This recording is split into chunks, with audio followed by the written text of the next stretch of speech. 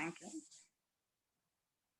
I choose to speak about the story of Adam and Eve because it is the first love story, the start of life and death, of temptation, sin and salvation, punishment and love, disobedience, free spirit and responsibility, because according to the scriptures, the entire life on mankind, its existence with good and wrong, is a result of what happened in paradise. But also because in time, it was an interesting subject to depict by the artists. The biblical story of Adam and Eve is narrated in only a few, but in time, it created huge amounts of images, stories, and music, and started philosophical debates on additional subjects such as creation, temptation, expulsion of the man, and the fall of man.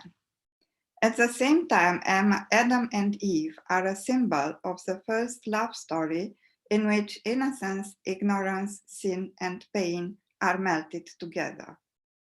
The painters found interesting themes based on which to practice the art of portrait or landscape, and thus to illustrate their own interpretation according to the socio-political situation of their time. The story of Adam and Eve became a symbol. During the medieval age, the temptation was the most complex scene depicted in illustrated manuscripts in a narrative style. Important Renaissance and Baroque artists such as Memling, Dürer, Masaccio, Bosch, Michelangelo, or Titian were masters in representing standing naked bodies in frontal view on both sides of the tree of knowledge of good and wrong in the magnificent Garden of Eden, or in creating large compositions, mostly landscapes. They conveyed a human understanding of the temptation and the fall of man. In the 20th century, after World War I, the subject changed. The lost paradise was chosen to symbolize the war trauma. Adam and Eve became ordinary people blamed for the people's sufferings.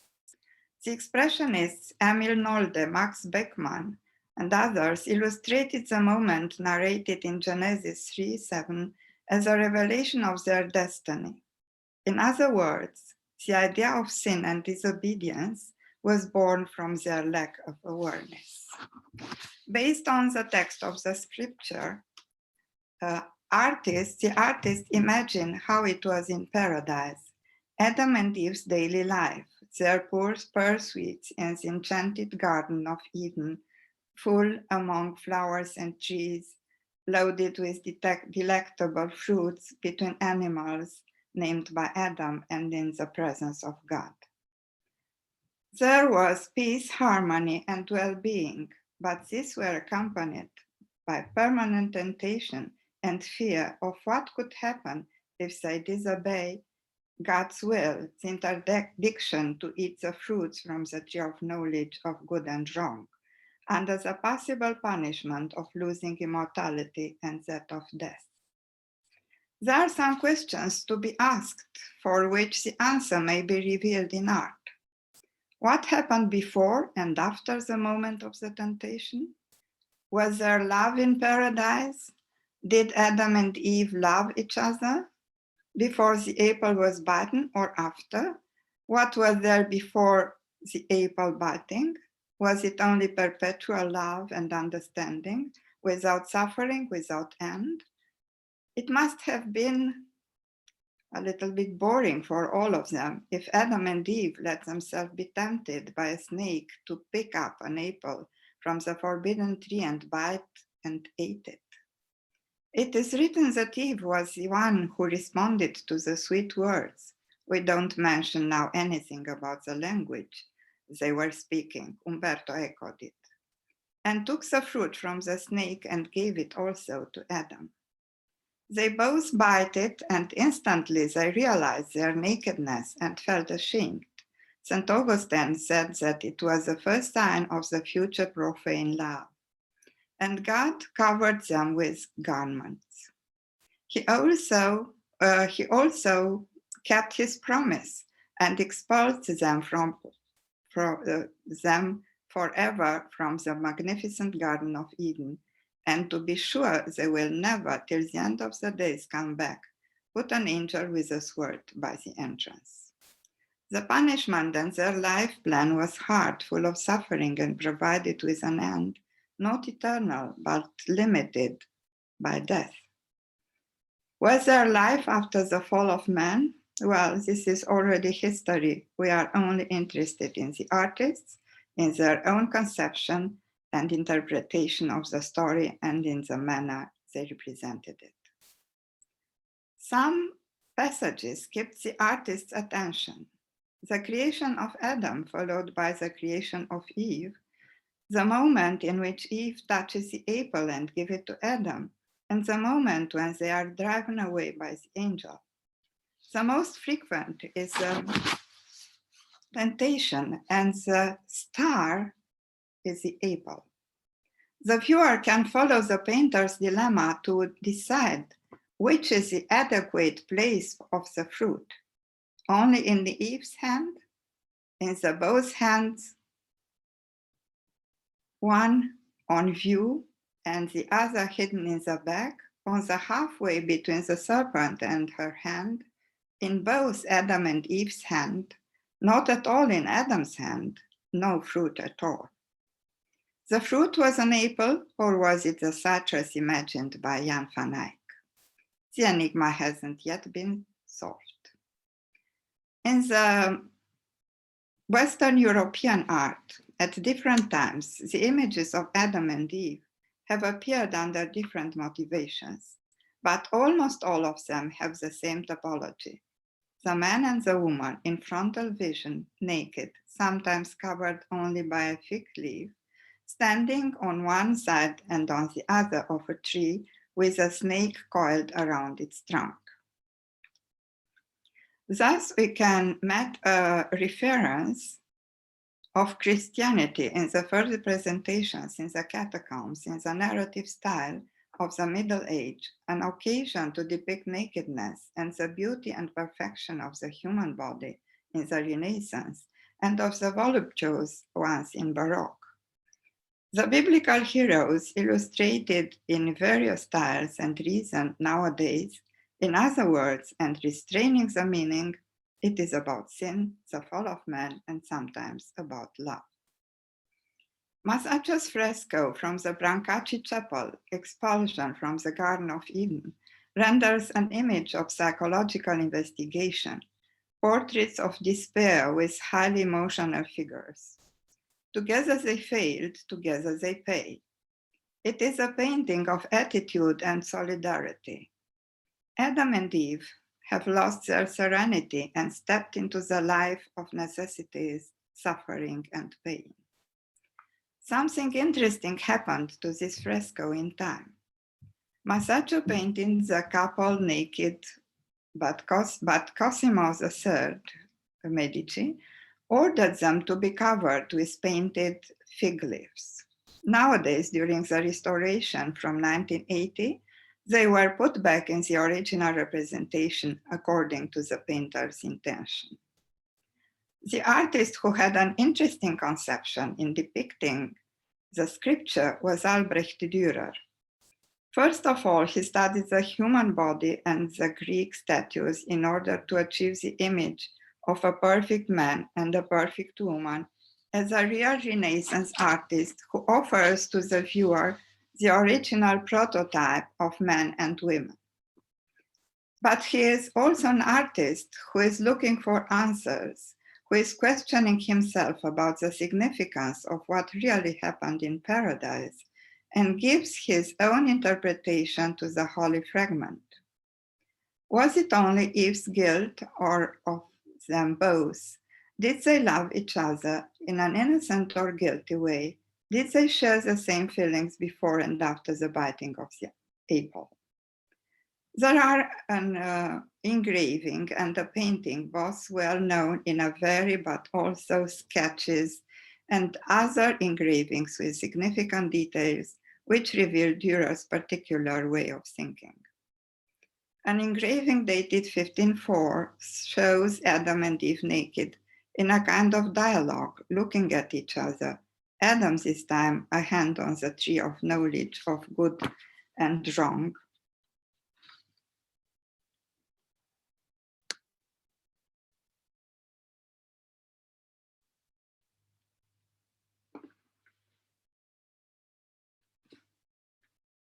I cannot show you yet now. I will show you the photos at the end of my paper. The tree of knowledge has two branches. That means one for each of them, and an apple in his hand, right hand, with a gesture suggesting that he shows it to Eve, who is hiding her apple already button in the right hand, and shows Adam her empty left hand. He has a determined attitude while she is mysterious and secretive. Some interesting details have to be mentioned. Eve is like a statue on a pedestal, and Dürer's signature and the date are placed on the base, as his place should be on her side. The artist will not dare to present his interpretation, and in the same year he makes another engraving, one more complicated. Adam has no apple, Eve has one hidden, and another preparing herself to take one directly from the serpent in the Garden of Eden, surrounded by four animals that symbolize the four humors, respectively a cat near Eve, a mouse near Adam, and others in the foreground, each placed according to its symbol. After the bite, says Stephen Greenblatt, the cat will eat the mouse. The first death, the woman's domination, the naive man fooled by the lower woman. In Dürer's work, Adam and Eve are not looking to the viewer, as it is not the future they are caring about. In the painting realized in 1507 on two man-sized panels, both of them have an apple, but the tree, the snake, and the signature are on Eve's side. She is the one to be blamed or to be rendered homage to. It seems that Dürer is on her side, approving her decision, considering that she deserves a statue. The most interesting interpretation of this subject is the engraving The Fall of Man realized in 1510. It is a moment after the bite. Adam and Eve, in a full of love embracing, are holding together the apple. Together in love, together in sin. There are two problems of conception to be analyzed. The first one, the couple is presented seen from behind, leaving, moving away through a forest. And the second concerns the foreground. The trees are dead. No more leaves, no more fruits. The tree of knowledge of good and wrong is a dry tree. It becomes useless after it achieved its goal, and the serpent, unmasked, has the face of a woman. Dürer's signature and the date are on this tree, being himself witness of the drama happened in paradise. Or in other interpretation, he, the artist, also bites the apple and acquired the knowledge of good and wrong, and a little bit of the divine spirit. The other two woodcuts, dated 1510, have the same dominant figure. The affectionate relationship between Adam and Eve, explained by Erwin Panofsky.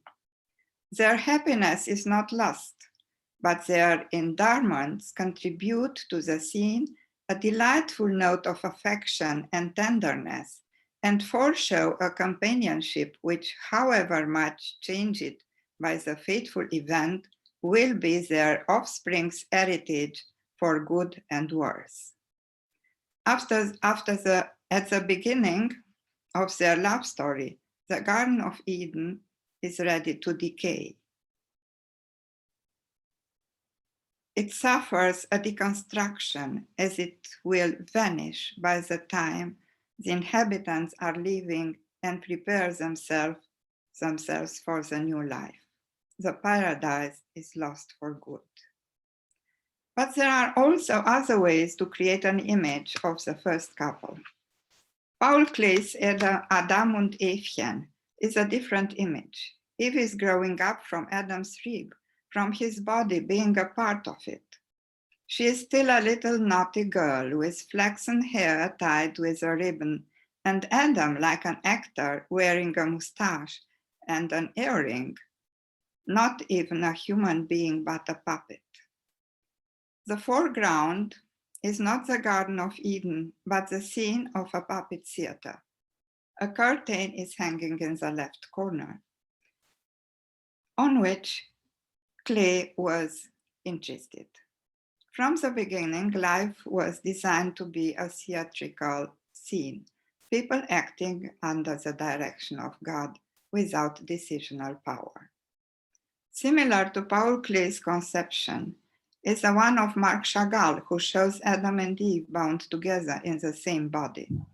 In his own style, Chagall realizes a stunning work, Adam and Eve looking like Siamese twins, one body divided in female and masculine, different legs, 3 or 4 hands, and 2 heads. The foreground is reddish with planets and stars, a tree, a bird, and a heart, an atmosphere from the creation of the cosmos, when nothing was yet accomplished.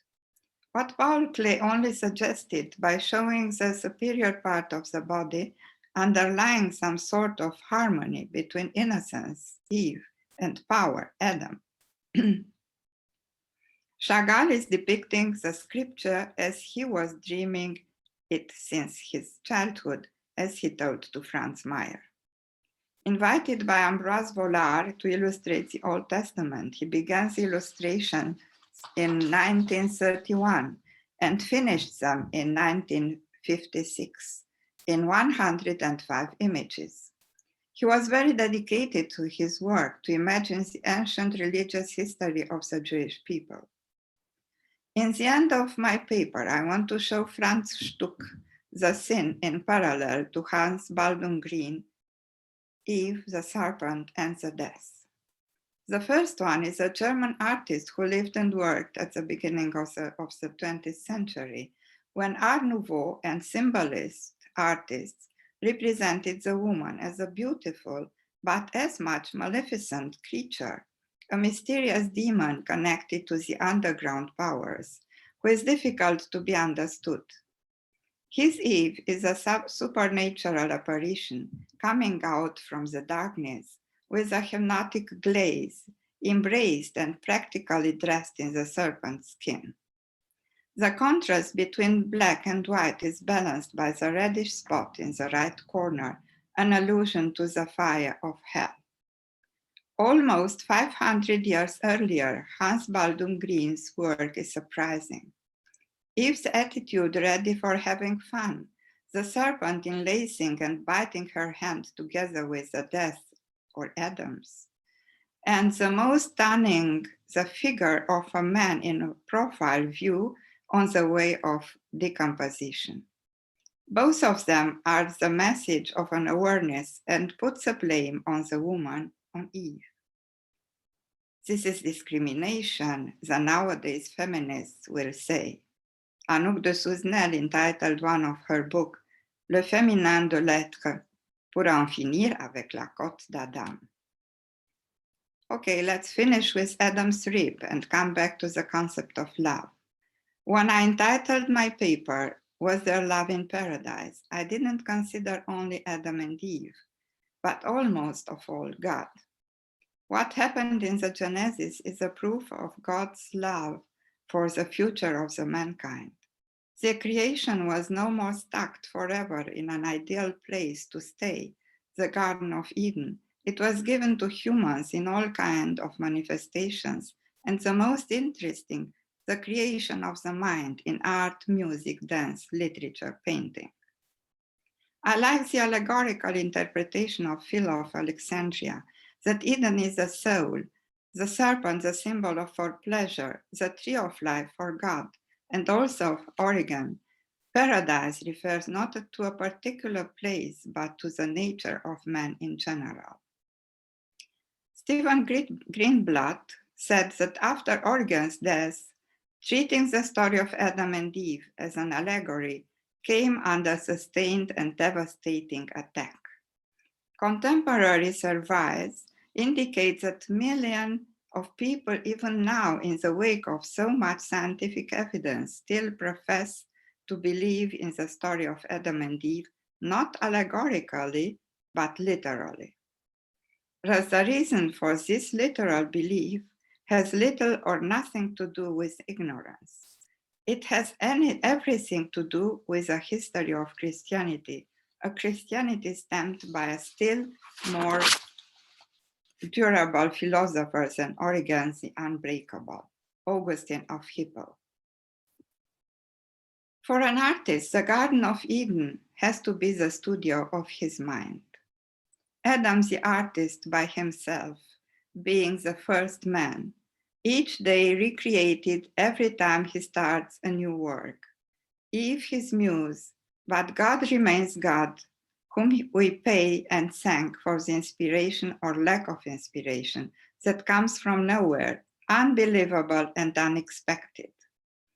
God is the creator of our thoughts and the director of our play.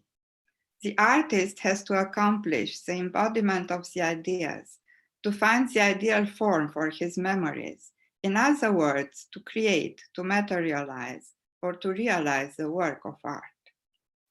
Rich and lush, full of whatever soul and mind can desire, the garden is a place of promises, as it is the artist's studio, and where the decor changes each time after the work is finished. Isn't the work of art the image of a way of rethinking the world beyond reality? Isn't it a reflection of thoughts and feelings put in form to create a spectacular universe? Nothing could happen in the artist's mind without God's love. Whatever paradise is, it left a trace in our memories. In certain moments, we remember the supreme feeling of happiness and love as it was in the beginning, even if just for a second. Cardinal Hans Urs von Balthasar said something to reflect upon. He said that we have not to fear about God's punishments, about his judgment, but about his love. Thank you very much. I wanted to show you some images, but I have some technical problems and I don't know if I can manage. Okay, I think I can.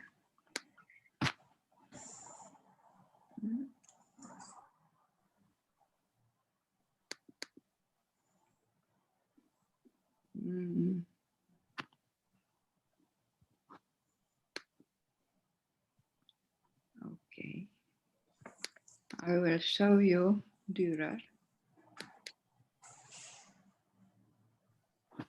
This is an image about which I presented with Adam and Eve with their perfect body and with Eve with the apples and Adam on the other side looking at Eve a little bit questioning or not furious, but he doesn't know what happens. A parrot is near his head, and this parrot is a symbol of witness. And the photo with the image with Adam and Eve in a man-size dimension, where in the panel with Eve, you can see a lot of details, and in the one of Adam, only the apple. But the apple is in both hands. Adams and Eves. This is a very important detail. This is the other one where I said that Eve is hiding the apple, but it is important that she stays on. She is like a statue, and the signature and the date of Dürer is on the base. So we can presume that Eve is the most important of them too. And I said that the tree has 2 branches for each of them. And the most astonishing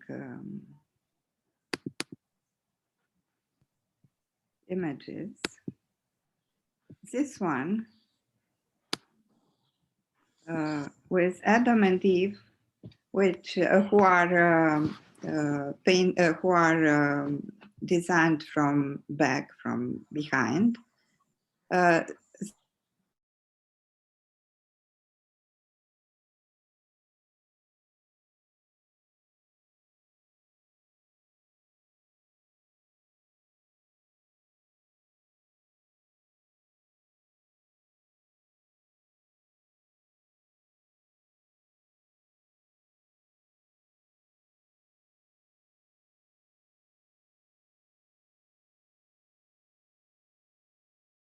Decay is ready to enter in decomposition, and that the Garden of Eden, the paradise, is already lost.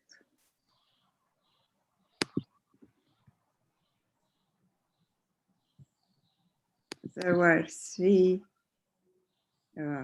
images, 3 engravings done in the same year, in 1910. And the others, this is Paul Klee, Adam und Evchen, where Eve and Adam have the same body, and they are looking as they are actors in a puppet theater. It was a subject very much discussed in that time. And this one of Chagall, where Adam and Eve have the same body divided in 2. And the last images, it's Franz Stuck, Eve presented like a demon with this hypnotic glaze, and Hans Baldung Green, Eve with a serpent, which is like this, and this man, demon, the death or Eden, who is practically in a stage of decomposition.